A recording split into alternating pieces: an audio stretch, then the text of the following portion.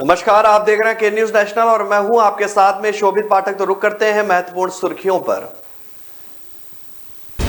उत्तर प्रदेश में विधानसभा चुनाव की तारीखों के ऐलान में मुश्किल से 1 महीने से कम का समय रह गया है। राजनीतिक दलों की ओर से पहले से ही चुनावी अभियान शुरू कर दिया गया है। पंजाब में जब से चरण सिंह चन्नी ने मुख्यमंत्री पद की कमान संभाली है, तब से कांग्रेस अध्यक्ष नवजोत सिंह सिद्धू उन पर अपनी बात को मनवाने के लिए लगातार दबाव बनाए हुए हैं। बिहार में शराबबंदी कानून को सफल बनाने के लिए सीएम नीतीश कुमार 22 दिसंबर को समाज सुधार यात्रा पर निकलेंगे। भारतीय किसान यूनियन के नेता गुरुनाम सिंह चढ़ूनी शनिवार को चंडीगढ़ में प्रेस कॉन्फ्रेंस कर रहे हैं। नागालैंड के मोन जिले में 4 दिसंबर की शाम को आर्म फोर्सेस ने एक गाड़ी पर अंधाधुंध फायरिंग की थी। उन्हें शक था कि गाड़ी में मिलिटेंट बैठे हैं।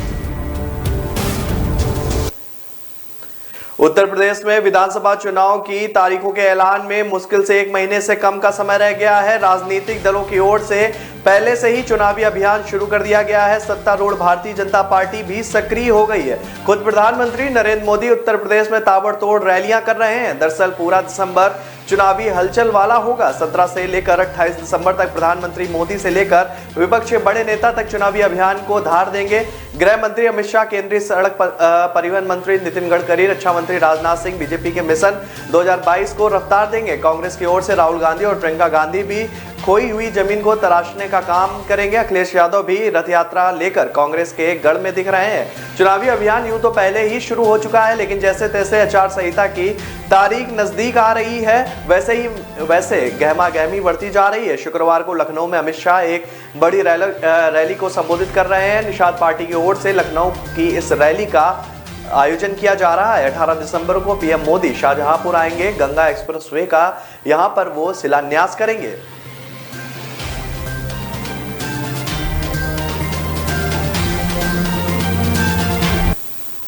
पंजाब में जब से चरणजीत सिंह चन्नी ने मुख्यमंत्री पद की कमान संभाली है, तब से कांग्रेस अध्यक्ष नवजोत सिंह सिद्धू ने उन पर अपनी बात को मनवाने के लिए लगातार दबाव बनाए हुए हैं। इसी कड़ी में उन्होंने पहले सीएम चन्नी द्वारा नियुक्त किए गए एडवोकेट जनरल एसपीएस देओल को पद से हटवा दिया। उनकी जगह पर वरिष्ठ अधिवक्ता डीएस पटालवालिया को पंजाब का नया महाधिवक्ता नियुक्त करवाया।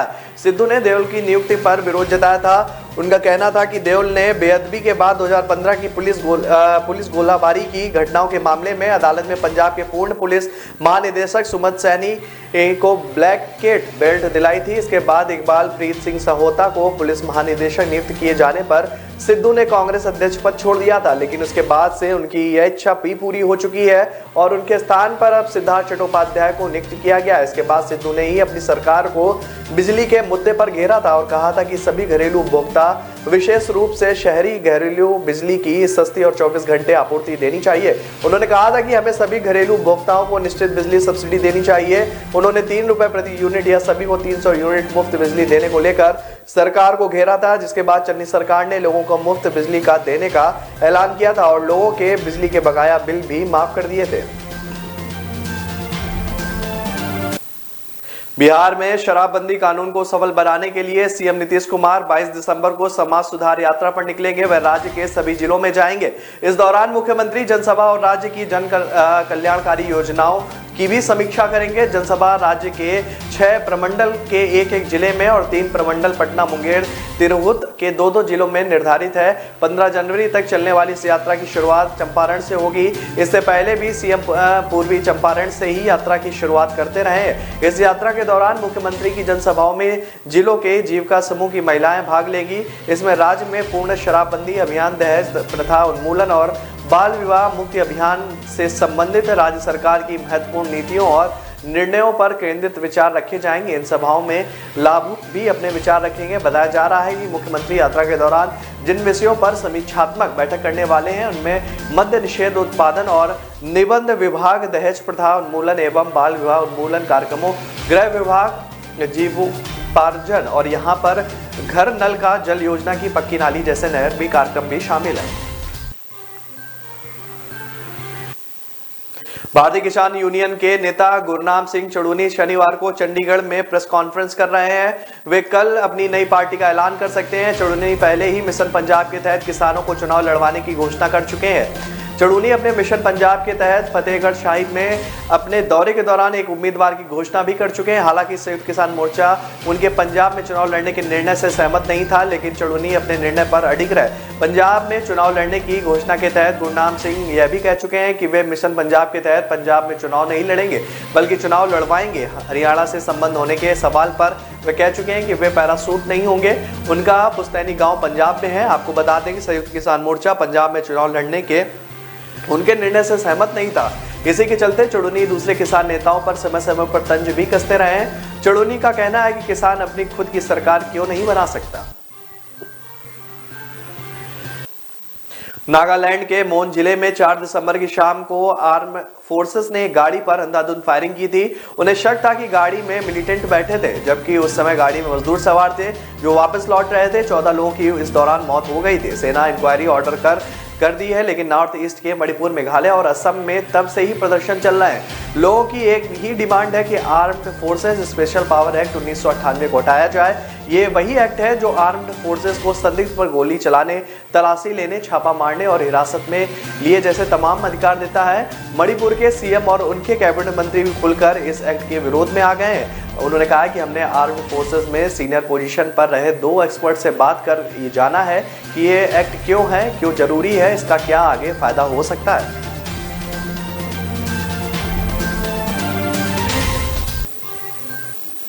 तो रुक रहे हैं छोटे से ब्रेक के लिए। ब्रेक के बाद जल्द हाजिर होंगे।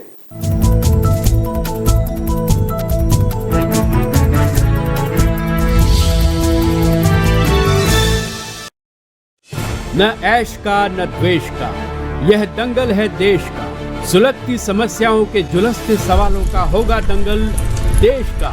प्रशासन के प्रश्नों को लेकर होगा दंगल देश का। शिक्षा, स्वास्थ्य, समाज, कानून और व्यवस्था के आज क्या है हालात। सोमवार से शुक्रवार रोज रात 8 बजे जलपा क्षत्रिय के साथ दंगल देश का।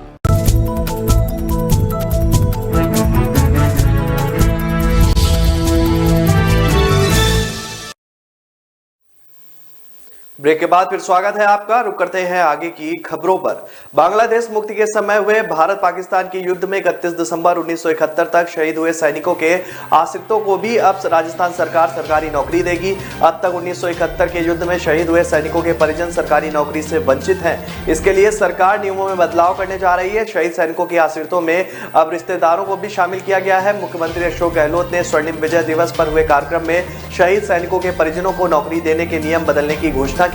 सीएम ने शहीदों के आश्रितों की श्रेणी में अब शहीद के नवासा नवासी, दत्तक नवासा नवासी और शहीद के भाई बहन के बेटे बेटी को भी शामिल करने की घोषणा की है। पहले के नियमों में 15 अगस्त 1947 से 31 दिसंबर 1970 तक के राजस्थान के शहीदों के आश्रित परिवारों के एक सदस्य को सरकारी नौकरी देने का प्रावधान है। सीएम अशोक गहलोत ने कहा है कि हमारी सेनाओं के पराक्रम के आगे पाकिस्तानी सेना ने घुटने टेक दिए और बांग्लादेश का एक अलग राष्ट्र के रूप में उदय हुआ। मुझे गर्व है कि ऐसे प्रदेश का मुख्यमंत्री हूं जहां हर घर में देश की सीमाओं की रक्षा के लिए शहादत का जज्बा है।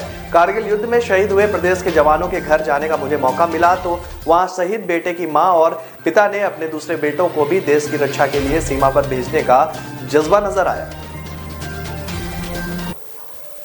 केंद्र सरकार द्वारा लड़कियों की शादी की उम्र 21 वर्ष किए जाने पर सीएम भूपेश बघेल ने कहा है कि आजकल वैसे भी ग्रेजुएशन करते करते 21 साल हो जाता है। पोस्ट ग्रेजुएशन करते करते 24 से 25 वर्ष की उम्र हो जाती है। लड़कियों की शादी भी आजकल 25 से 30 वर्ष की उम्र में ही हो रही है। लेकिन दूसरे और भी लोग हैं जिनका ध्यान रखना चाहिए। ऐसे में बहुत से माता पिता भ्रम के शिकंजे में भी आ सकते हैं। सामाजिक लोगों के साथ ही सलाह मशवरा करके ऐसे फैसले करने चाहिए। एक साल में राज्य से केंद्र को लिखे 30 पत्र प्रवक्तों में सुनवाई नहीं होने पर बघेल ने केंद्र सरकार पर तंज कसते हुए कहा कि हम केंद्र से मिलने का समय मांगते हैं तो वो भी नहीं मिलता और पत्र भेजते हैं तो उसका जवाब नहीं आता। केंद्र सरकार कांग्रेस शासित राज्यों का सम्मान ही नहीं करती और असहमति का कोई भी सम्मान नहीं है। पूर्व मुख्यमंत्री डॉक्टर रमन सिंह इनके 36 में से 4 वादे भी पूरे उन्होंने न होने पर आरोप लगाया। उन्होंने कहा कि रमन सिंह पहले यह कहते थे, जो कि अभी तक पूरा नहीं हो पाया। आपको बता दें कि उन्होंने सब आदिवासियों को गाय देने की बात कही थी। क्या उन्होंने यह बात पूरी की? 15 साल सत्ता में रहते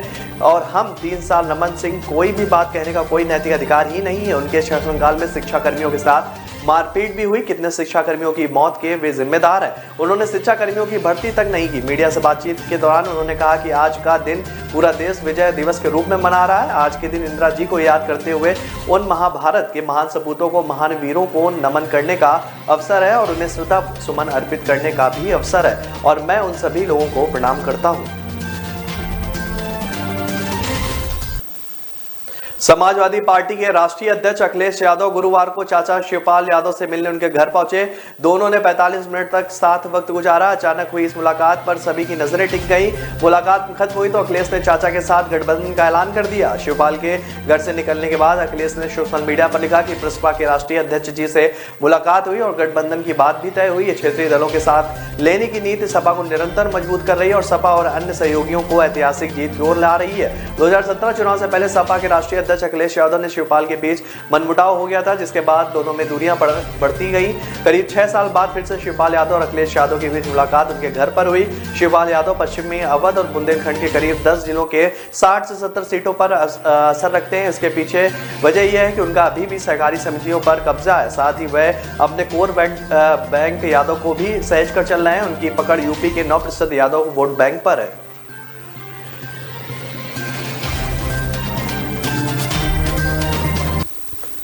पंजाब में गुरुवार को पुलिस महानिदेशक बदले गए हैं। पंजाब सरकार ने इकबाल प्रीति सहोता की जगह अब सिद्धार्थ चट्टोपाध्याय को राज्य का नया पुलिस प्रमुख बनाया है। कहा जा रहा है कि राज्य सरकार ने यह फैसला पंजाब प्रदेश कांग्रेस कमेटी के प्रमुख नवजोत सिंह सिद्धू के दबाव में लिया है। सिद्धू को शुरू से ही सहोता को लेकर आपत्ति थी। सहोता की नियुक्ति के बाद ही सिद्धू उनको हटाए जाने का दबाव बना रहे थे। कहा जा रहा है कि सिद्धार्थ चट्टोपाध्याय नवजोत सिंह सिद्धू की पहली पसंद थे, लेकिन चरणजीत सिंह चन्नी की सरकार ने इकबाल प्रीति सिंह सहोता को कार्यकारी डीजीपी का पद दे दिया था। सहोता को चन्नी सरकार ने डीजीपी का अतिरिक्त प्रभार दिया गया था। वहीं कुछ दिनों पहले सिद्धू ने सहोता पर आरोप लगाया था कि उन्होंने बेअदबी मामले में 2 युवा सिखों को फंसा दिया है और बादल परिवार के लोगों को क्लीन चिट दे दी है। आपको बता दें कि सहोता बेअदबी मामले की जांच के लिए बनी एसआईटी में थे। सहोता फरीदकोट में गुरु ग्रंथ साहिब की बेअदबी की घटनाओं की जांच के लिए तत्कालीन अकाली सरकार द्वारा 2015 में गठित एक विशेष जांच दल के प्रमुख थे। पंजाब की चन्नी सरकार ने नए डीजीपी की नियुक्ति के लिए यूपीएससी को अधिकारियों के नामों की सूची भेजी थी। सूची में इकबाल प्रीत सिंह सहोता का भी नाम था। नवजोत सिंह सिद्धू चाहते थे कि सहोता की जगह चट्टोपाध्याय को पुलिस विभाग की कमान सौंपी जाए, जिसे उन्होंने पूरा कर दिया है। मुख्यमंत्री भूपेश बघेल ने अपनी सरकार के 3 साल पूरा होने के अवसर पर 3 बड़ी बातें कही हैं। उन्होंने कहा है कि उनकी सरकार के मंत्रियों के कामकाज की अब समीक्षा होनी चाहिए, मंत्रिमंडल में बदलाव भी होना चाहिए। 3 साल का समय अब हो गया, इसलिए हर मंत्री की परफॉर्मेंस को देखने का समय आ गया है। उन्होंने कहा कि छत्तीसगढ़ में राजभवन राजनीति का अखाड़ा बन गया है। वहीं उन्होंने इस बात को भी प्रमुखता से कहा है कि केंद्र सरकार के कई अड़ंगों की वजह से छत्तीसगढ़ में काम नहीं हो पा रहे हैं। कांग्रेस सरकार का 17 दिसंबर को 3 साल का कार्यकाल पूरा हो रहा है। इस मौके पर मुख्यमंत्री ने बातचीत के दौरान कहा कि 3 साल में 1 साल पूरा चुनाव में, 2 साल कोरोना में चला गया। बावजूद इसके हमने राज्य के स्वाभिमान को वापस खड़ा करने में सफलता पाई है। पहली बार छत्तीसगढ़ के लोगों को लगा है कि हमारी सरकार है और इस भाव को लाने में थोड़ी देरी जरूर हुई है, पर हमने काम किया है। तो रुक रहे हैं छोटे से ब्रेक के लिए। ब्रेक के बाद जल्द हाजिर होंगे।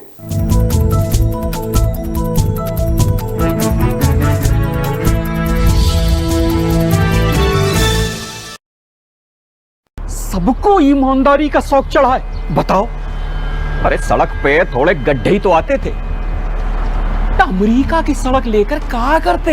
सारा पैसा अगर सड़क पे लगा देते ना तो हमारी अय्यासी का क्या होता। पिछली सरकार भी तो थी, कागजों पे काम, मुंह मांगा था। लेकिन इनकी ईमानदारी के चक्कर में हमारी ठेकेदारी तो गई, पुराने घोटालों की सारी फाइलें भी खोल दी। अब लगे हैं जमानत के चक्कर में। वकील साहब, इस बार तो हो जाएगी ना जमानत? अरे वकील साहब, 2017 से पहले सरकारी पैसे को खाना जो अपना हक समझते थे, 2017 के बाद उन पर काबू होने से प्रदेश की तरक्की में जो फर्क आया है, वो फर्क साफ है। फर्क साफ है।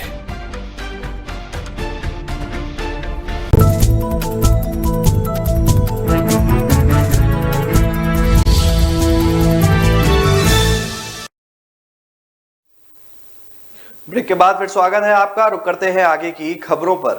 उत्तराखंड में 2022 के चुनावी महाभारत के लिए देहरादून के परेड मैदान में कांग्रेस का पहला बड़ा मंच सजा। पार्टी के बड़े नेता राहुल गांधी ने इस मंच से सधे हुए अंदाज में अपनी बात रखी। उन्होंने उत्तराखंड के वीर शहीदों की कुर्बानी से खुद को जोड़ते हुए एक रिश्ता जरूर कायम करने की कोशिश की, लेकिन स्थानीय मुद्दों, राज्य सरकार, भाजपा नेताओं और बागियों पर वार करने से गुरेज किया।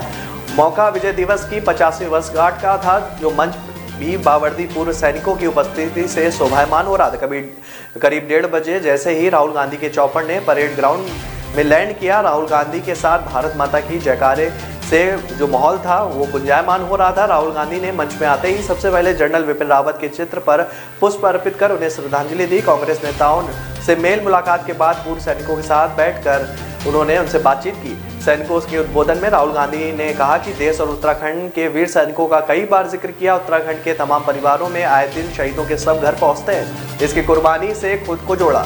उन्होंने कई वादे किए, लेकिन पूरे भाषण के दौरान केंद्र की मोदी सरकार और पीएम नरेंद्र मोदी ही उनके निशाने पर रहे।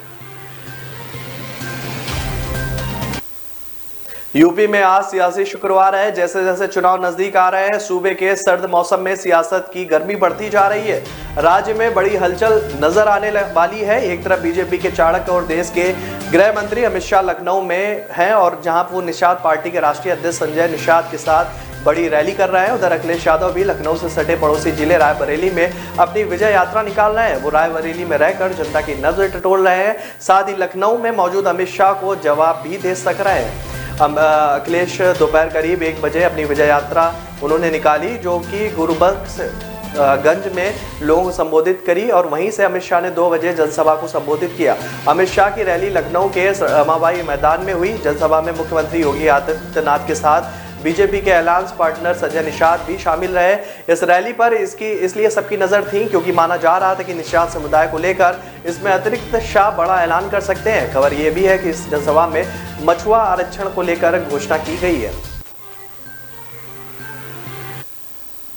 गोवा में अगले साल विधानसभा के चुनाव हैं। इस बार ममता बनर्जी पार्टी तृणमूल कांग्रेस भी चुनावी मैदान में कूद गई है। इसी के मद्देनजर टीएमसी सत्ताधारी बीजेपी पर निशाना साधने का कोई भी मौका नहीं छोड़ रही है। टीएमसी ने अपने ताजा ट्वीट में कांग्रेस को बीजेपी की बी पार्टी बताया। उन्होंने ट्वीट में लिखा कि टीएमसी गोवा ने कांग्रेस और बीजेपी के चुनावी चिन्ह की एक फोटो जो है वो शेयर की। उन्होंने जब पोशाक दूसरे को लिखने में मदद करती है तो अंतर करने के लिए बहुत कम दिन बचते हैं। कांग्रेस जनता पार्टी के इस गठजोड़ ने लोगों को काफी आहत किया और गोवा के लोगों ने विदाई की कार्रवाई भी शुरू कर दी है।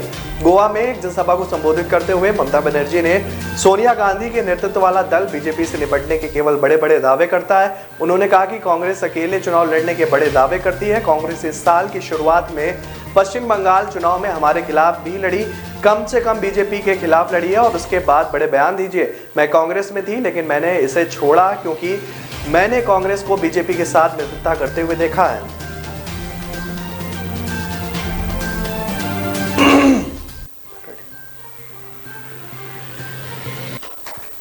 मुख्यमंत्री अशोक गहलोत की अगुवाई वाली कांग्रेस सरकार के 3 साल पूरे हो रहे हैं। 3 साल में बीजेपी राज्य के कई बड़े फैसलों को पलटने के साथ साथ गहलोत सरकार खुद अपने फैसलों पलटकर भी विवादों में और चर्चाओं में रही है। और 2019 ही सरकार की यू टर्न लेने की शुरुआत हो गई थी, जो अब तक जारी है। जुलाई 2020 में सचिन पायलट खेमे की बगावत के बाद बर्खास्त किए गए मंत्रियों को 16 महीने बाद वापस मंत्री बनाना आज यू टर्न है। सचिन पायलट को बगावत के बाद खुद सीएम गहलोत ने नकारा, निकम्मा कहा, और इसके बाद सुलह हुई तो दोनों फॉरगेट एंड फॉरगिव की बात कहकर रुख बदल लिया।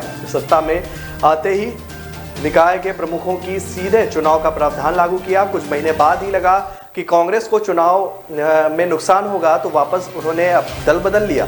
पिछले 3 साल में गहलोत सरकार ने कई बार यू टर्न लिए हैं। सरकार के 3 साल पूरे होने पर उन्होंने कहा कि सर्वे में आपको सवाल मिले हैं और जल्दी ही हम जीत दर्ज करेंगे।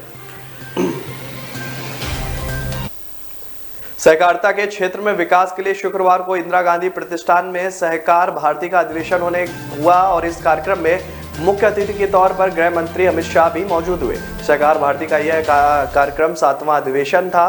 कार्यक्रम में अमित शाह के अलावा सीएम योगी आदित्यनाथ भी मौजूद हुए।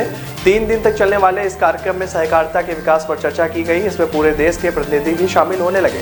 इस दौरान नई सहकारी नीति के मसौदे व अन्य जरूरी नीतियों पर चर्चा की गई। मौजूदा समय में आरबीआई के निदेशक पद संभालने वाले सतीश मराठे सहकार भारती के संस्थापक सदस्य हैं। वहीं अमित शाह भी सहकारिता के क्षेत्र में खास दखल रखते हैं। बताया जाता है कि गुजरात में उनके राजनीतिक कैरियर को मजबूती देने में बड़ी सहकारिता का बड़ा योगदान है।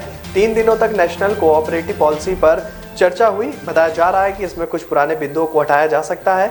नई पॉलिसी का मसौदा भी तैयार किया गया है। इसके बाद सरकार के सामने उनको लागू करने की भी मांग की गई है। तो फिलहाल इस बुलेटिन में मेरे साथ इतना ही। आगे की खबरों के लिए बने रहिए के न्यूज़ नेशनल के साथ। नमस्कार।